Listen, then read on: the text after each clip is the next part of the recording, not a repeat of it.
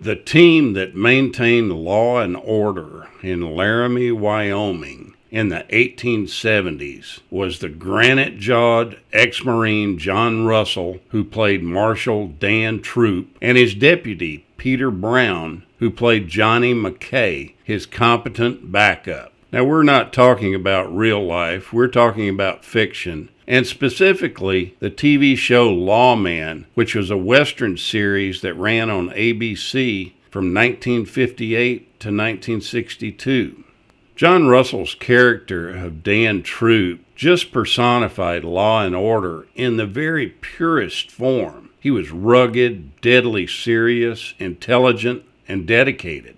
I think he was probably the most confident lawman on television because of his stubbornness and his unyielding attitude. This made his character just completely believable. Now, Peter Brown's character of Johnny McKay was a counterpoint to Russell's character. He was respectful, he was disciplined, he was brave, but there were times that he was reckless and brash. Lawman was actually considered a true Western. It was different than others.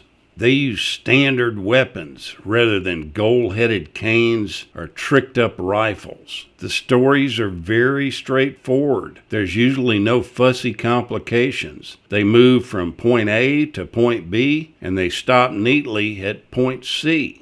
Dan Troop was a man that was doing his job at the expense of everything else. He never tried to make people like him. And the stories on Lawman were done about people that were under stress. When people become that way, they do desperate things. That was the whole premise of the show. Now, John Russell was only 37, and he looked even younger than that when he was cast for the series role. He just believed that he looked too young for the role. The studio kind of felt the same way, so they let the makeup department just really go to work on him and streak his hair gray, and he lowered his voice tone when he spoke to make him sound several years older. Now, he modeled the character that he played from an officer that he knew when he served in the U.S. Marines. Now, I have to give credit for this episode of LandumC Goes There to a regular viewer of mine named Robert. He suggested that I look into the series Lawman, which I actually admit that I'd kind of forgotten about this series and forgot about the actor John Russell.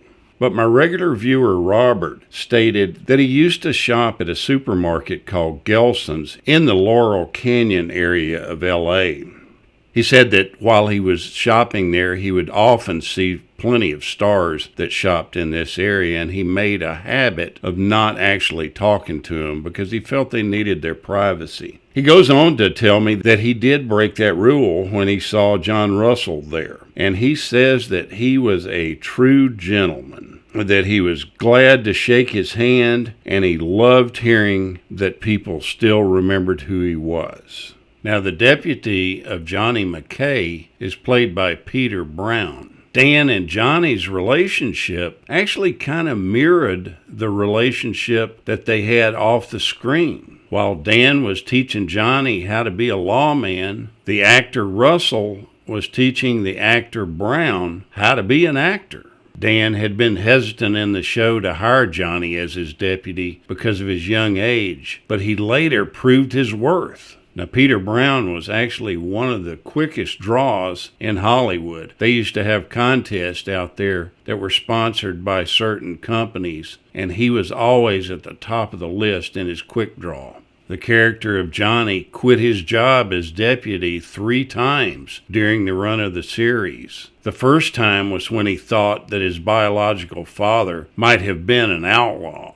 The second time was when he thought Dan was trying to take credit for a kill that he had actually made. And the third time was when he shot a childhood friend of his, and he just didn't think he had the stomach to be a lawman anymore. Now, it's kind of funny that in the beginning of the series, Dan and Johnny, they have a pet cat in their office. All of a sudden, the cat disappears during the course of season 1, and his absence is never explained. I bet it would be great to know the true story behind that. It's kind of odd that whenever somebody fell to the ground, they used the same sound effect every time, regardless of whether they fell off a horse, a chair, a table, or fell off a big rock. They used the same sound over and over again. It's funny that we never picked that up, but it's just something that you overlook being caught up in the show's drama. Now, Johnny's parents were actually killed when he was only 10 years old, and he was raised by two separate family friends that he referred to both of them as uncles. Uncle Jesse was played by Edgar Buchanan, and Uncle Joe was portrayed by Frank Ferguson. Now, in season 3, Warner Brothers began toning down the violence in the show. It had kind of gotten out of hand. For that time period, the censors were pretty attuned to that type action. Later on, instead of killing the villains, Dan and Johnny would simply shoot them, but only to wound them. Now, the series was pretty true to life for the weather in Laramie, Wyoming, in that they depicted the characters wearing heavy coats because the climate would be cooler in that state. In other shows that were based in cooler areas, like the Virginian and Laramie, they showed the shots frequently depicting the weather as warm, in that the characters in those shows didn't wear heavier clothing like they should have been wearing in that area. In an attempt to attract female viewers, the producers tried to find the right love interest for Dan. They actually started off with Drew Limp, the widow of the previous town marshal, and Dan admits in the first episode that he had had a previous relationship with a woman who was killed by a stray bullet. Later in the first season, Barbara Lang was brought in as Julie Tate. She didn't work out either. After 4 episodes, she was never seen again. And then comes Lily Merrill. Now, this character was played by Peggie Castle. She came to town as the owner of the Birdcage Saloon. Lily had been run out of Billings, Montana by a crooked sheriff. At first, Dan and Lily both looked at each other like they were both crooks. After they found out they were completely wrong about each other, their relationship began to change and grow. Lily was often bad about dropping hints that she wanted to marry Dan, and he would act like he didn't hear her. Dan and Johnny often used Lily as a sounding board whenever they had a problem. Lily was beautiful, feisty, courageous, extremely loyal, and occasionally she even uses a gun herself to help Dan and Johnny out when no one else would do the job. Not only did she run her saloon, she was also elected the town fire chief. Now, as I said, Peggie Castle played this role of Lily. Now, you'll see her name spelled a few different ways. She was actually born Peggy Blair, and she changed her name for Hollywood's sake to Peggie Castle. Her name initially was spelled with a Y, and sometimes you'll see it spelled with an IE. Now, Miss Castle didn't have a very stable life when it came to marriages. She was married 4 times. Now, Peggie struggled with alcoholism during the latter portions of her life. She basically found herself all alone after her 4th marriage. You see this stuff time and time again with Hollywood stars. As they get a little older, things start to change, and they turn to outside things to give them a relief from their struggles. She was actually hospitalized at least once for her problems at the State Psychiatric Hospital in California.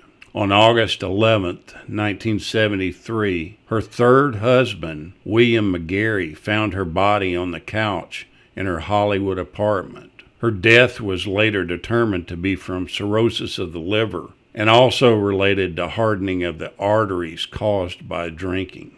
I'm always saddened to see this, when you see a beautiful, talented person like this succumb to alcoholism and be lost at such an early age. Now, one of the interesting things that you will see on the credits as they roll is you will see a name that's listed as W. Hermanos. And that's actually a code word that meant the script had been recycled from another series.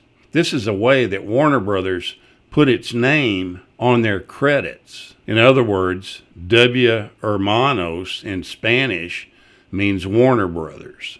This was a really popular series, and you can always tell that type stuff by the products that were released at the same time. There were all sorts of things that were issued with this Lawman logo on it. And one of the main things that they did is issue 11 different comic books based on the series.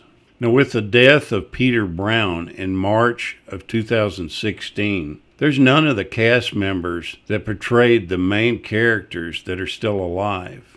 John Russell died in January of 1991, and Peggie Castle, like we said, died in August of 1973. This is a great show. It's no nonsense, Law and Order. It's actually in syndication on Encore Westerns, so you might check it out. Thank you so much for watching, and we'll continue to chase the classics.